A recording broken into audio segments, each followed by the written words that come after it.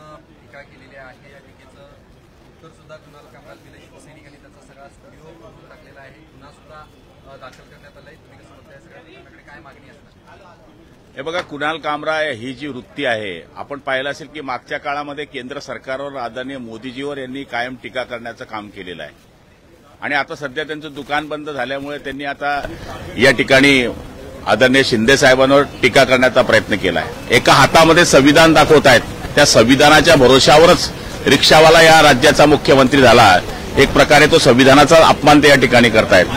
गरीब माणसाने मुख्यमंत्री होऊ नये अशा पद्धतीचं जर त्यांना वाटत असेल तर मला वाटतं हे निषेधार्ह बाब आहे आणि त्यांना वाटत असेल की मी बोलल्यानंतर काहीच होणार नाही तर कालच्या दिवशी शिवसैनिकांनी त्यांचा चमत्कार त्यांना दाखवलेला आहे। आमचे आमदार आदरणीय मुरलीभाई पटेल मुरजीभाईंनी त्या ठिकाणी त्यांच्यावर गुन्हा सुद्धा दाखल केलेला आहे।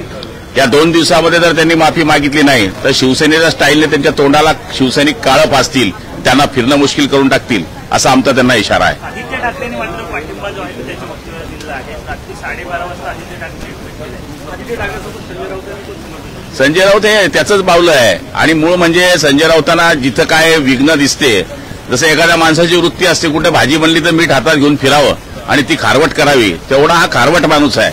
त्यामुळे त्यांच्याकडनं आम्ही दुसऱ्या अपेक्षा ठेवूच शकत नाही। आदित्य ठाकरे म्हणजे काय, अहो त्यांनी शिवसेना प्रमुखांचे सगळे नियम तोडले। बाळासाहेबांनी सांगितलं होतं की शिवसैनिकाला मुख्यमंत्री करेल, ते सगळे नियम तोडले। आपण स्वतः मुख्यमंत्र्यांच्या बरोबर मंत्री झालेत। एखादा शिवसैनिक त्या ठिकाणी मंत्री होऊ शकला असता। शिवसेनेची व्याख्या यांना पहिले कळली नाही, त्यांनी आमच्यावर टीका करू नये। राज ठाकरेंनी म्हटलंय की एक नव्हे तर असंख्य खोक्याबाई विधानभवनात विधिमंडळात आहे। काल त्यांना स्वप्न पडलं असेल या खोक्यांचं, मला तरी असं वाटतं हे कधीच चाललेलं चित्र आहे। त्यामुळे ज्यांचा एक साधा आमदार निवडून देऊ शकत नाही, भाषणापुरती गर्दी असते पण आमदार आणू शकत नाही असं चित्र त्यांचं आहे। त्यामुळे आता कुठेतरी ऊर्जेमध्ये यावं, मुंबई महापालिकेकरता माझं अस्तित्व आहे हे दाखवावं, याच्याकरता हा केविलवाणा प्रयत्न आहे।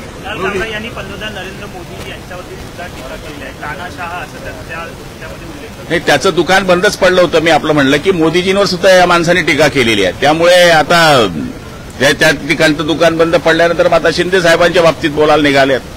मला तरी असं वाटतं कुठेतरी धंदा पाणी वाढावा याच्याकरता हे काम केलेलं आहे। औरंगजेबाची कबरचा मुद्दा काढायची गरज नव्हती, भाजपला सुनावलं गेलं नाही, आता देवेंद्रजी त्या गोष्टीचा विचार करतील। अजून एक आहे, महानगरपालिकेतील जी कंत्राटं आहेत ती रद्द केली जात आहेत। ती खास करून जी शिंदेच्या जवळचे जे कंत्राटदार आहेत त्यांची कंत्राटं रद्द केली जातात, अशा पद्धतीचं सगळं समोर येत आहे।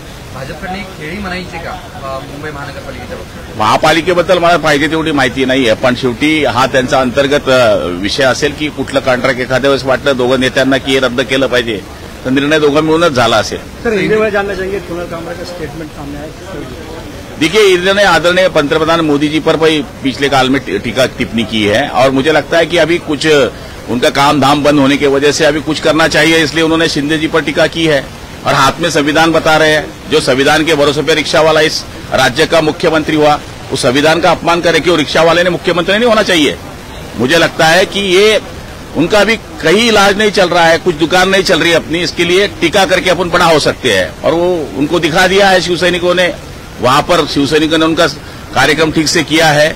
हमारे वहां की विधायक जी मुरली जी भाई, इन्होंने वहां पर उन पर गुनाह भी दर्ज किया है और मुझे लगता है कि 2 दिन में यदि वो माफी नहीं मांगेंगे तो शिवसेना स्टाइल उनका मुंह काला करेंगे। सर, साथ में उद्धव ठाकरे के नेता आदित्य ठाकरे और संजय राउत ने ही समर्थन किया। वो संजय राउत है, मैं बताता हूँ, जहां पर सब्जी बनती है ना वो अच्छी बन रही है तो वहां पर वो जाकर उसको कैसी खराब की जाए इतना ही काम है और ये न चलने वाली दुकान के साथ में ही रहते हैं।